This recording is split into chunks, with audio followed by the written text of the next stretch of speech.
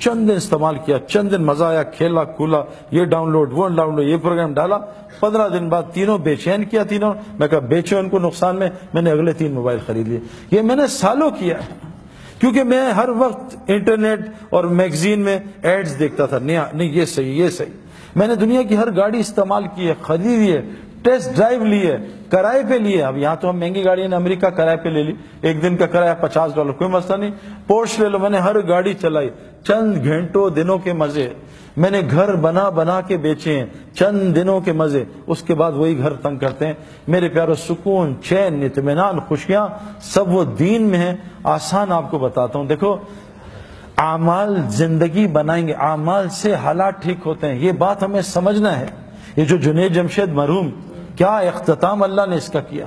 یہ جنید جمشید کوئی تبلیغی بزرگ تھا کوئی بہت بڑا، یا کوئی بہت بڑا، یعنی میں آپ کو کیا بتاؤں میرے پیارو، لوگ مجھ سے آ کے کتنی شکایت کرتے ہیں جنید کی، لیکن جو جنید کی ٹی وی میں حرکتیں آتی تھی وہ بہت چھوٹے گناہ ہیں، بہت چھوٹے، لیکن جنید گناہ کبیرہ سے، جنید کے منہ سے میں نے کبھی غیبت ہی نہیں سنی میرے پیارو۔ اور غیبت کرنا زنا سے بڑا گناہ ہے۔ جو آدمی غیبت کرتا ہے، جھوٹ بولتا ہے، اللہ اس کا رزق روک دیتا ہے، تقدیر کا۔ حدیث میں آتا ہے بعض گناہ تقدیر کے رزق روک دیتے ہیں، بعض گناہ ایسے ہوتے ہیں۔ میں نے جنید کے منہ سے کبھی بھی، جنید کے میں کہوں نا کہ جنید یار وہ انضمام تمہارے لیے ایسا کہتا، وہ کہا سعید بھائی صحیح تو کہہ رہا تھا، میں ہے بھی تو ایسا، کبھی اسے ریٹیلیشن میں جواب نہیں دیا کہ انضمام کی ایسی کی تیسی ہے۔ میرے پیارو 4-5 گھنٹے روزانہ اللہ کو بولتا تھا۔ جو مخلوق میں اللہ کو بولے گا، پھر دیکھو اللہ اس کا مخلوق میں کیسا موت پہ اس کا تعارف کراتے ہیں۔ اگر اللہ اس کا تعارف یہیں شروع کر دیتا، وہ تو پھٹ جاتا، پاگل ہو جاتا، پتہ نہیں کسی غلط لائن پہ چلا جاتا۔ اللہ نے پوری دنیا کو دکھایا، دیکھو یہ ناچنے گانے والا تھوڑے دین پہ تھا، تھوڑے دین پہ۔ میں اور جنید جمشید، ہمارا دین تو کمزور ہے، ہمیں کتنے سال ہوئے ابھی، کچھ بھی نہیں، کبھی ہم یہاں غلطی کبھی وہاں غلطی، جیسے بیٹسمین ہوتا ہے نا نیا، کبھی سلپ میں آؤٹ، کبھی ادھر آؤٹ، تو ہم تو آئے دن آؤٹ ہو جاتے ہیں۔ ذرا سی لڑکیاں آ جائیں تو آنکھیں آؤٹ ہو جاتی ہیں، ذرا سا ماحول غلط آئے تو کان آؤٹ ہو جاتے ہیں، ذرا سا ماحول آئے کبھی زبان آؤٹ ہو جاتی ہے۔ ہم تو ڈیلی ہماری گلی اڑتی ہے، لیکن اس ٹوٹے پھوٹے دین پہ اللہ نے پوری دنیا میں جنید کے نام کو زندہ کیا، اور اس کی حیاتی میں لوگ کم ہدایت پہ آ رہے تھے، اللہ نے اس کی موت سے لوگوں کو زیادہ ہدایت دے دی۔ میرے پیارو، اعمال سے دنیا بھی بنے گی، اور جنید جمشید کی دنیا ختم نہیں ہوئی۔ میں جنید کو جانتا ہوں 90s سے نا۔ جنید کیا صرف پاکستانیوں میں جو اردو جانتے ہیں، جنید کو ویسٹ میں مشہور تھوڑی آدمی تھا۔ ہمارا تو انٹرنیشنل سپورٹس ہے، انگلینڈ، آسٹریلیا، ہر جگہ انضمام الحق کا نام بہت زیادہ ہے، کیونکہ انٹرنیشنل سپورٹس ہے نا۔ یہ تو نعت اور یہ گانے تو سب پاکستانی اور جو اردو جانتے ہیں۔ لیکن میرے پیارے دوستوں، اللہ نے اس کی آخرت بھی بنائی، اور دنیا اللہ نے اس کو وہ عطا کی جو جنید کی سنگنگ میں اس نے خواب بھی نہیں دیکھا تھا۔ 100 سے زیادہ دکانیں تو اس کی پاکستان میں ہیں۔ حج پہ جاؤ تو جے جے جے جے جے جے، جہاں جاؤ جنید جمشید۔ جنید جمشید کو شوق تھا، وہ دعا مانگتا تھا اللہ میرے پوری دنیا میں نام مشہور کر دے، اور میرا موت پہ بھی نام مشہور کر دے۔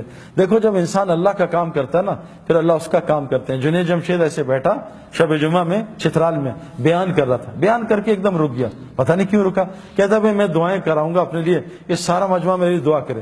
تو جنید جمشید نے ایک دعا کی کہ اے دعا کرو، اے اللہ مجھے اپنے رستے کے شہادت کی موت دے۔ پورے مجمع نے زور سے کہا آمین۔ دیکھو اللہ تعالیٰ نے اس کو شہادت کی موت بھی دے دی۔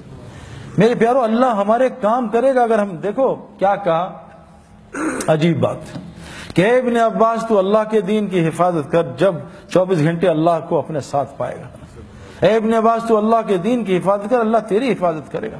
میرے پیارو، ہمارے اعمال ہمارے حالات ٹھیک کریں گے۔ اللہ کی قسم پوری دنیا میں حالات خراب ہیں، پوری دنیا میں حالات اور دن بدن خراب ہو رہے ہیں۔ اگر ہم اعمال پہ نہ آئے، اب تو اللہ نے یہ میڈیا پہ اتنے لوگ آ گئے ہیں، یہ مشتاق احمد، یہ انضمام، یہ ہاشم معاملہ، ہاشم معاملہ اپنے ملک کا سب سے عزت والا سٹیزن ہے، مجھ سے لمبی داڑھی ہے اس کی میرے خیال میں۔ اور میں جب ساؤتھ افریقہ گیا ڈربن میں، تو میں نے ہاشم کے، جب میں وہاں ادھر میری بات تھی، اس میں 90% نان مسلم تھے، تو ہاشم ابھی بھی جہاز سے اترا تھا انڈیا کا ٹور کر کے، 1.5 مہینے کا سفر کر کے۔ تو موبائل آن ہوا تو اس کے دوست نے کہا کہ تمہیں گھر چھوڑوں، تمہارے بیوی بچے آئے ہوئے، کہتے ہیں اور یا سعید انور کا وہاں بیان ہے اسٹیڈیم میں، وہاں جاؤ گے؟ کہا میں آ رہا ہوں، بیوی بچوں سے مل کے بیان سن کے پھر گھر جاؤں گا۔ وہاں آیا، بھائی جنید بھی ملے، اس سے بات سنی۔ تو میں نے اس کے جو کرکٹرز تھے نا، اس سے پوچھا کہ ہاشم تم سارے نان مسلم ہاشم کا کیا ایفیکٹ ہے تم پہ؟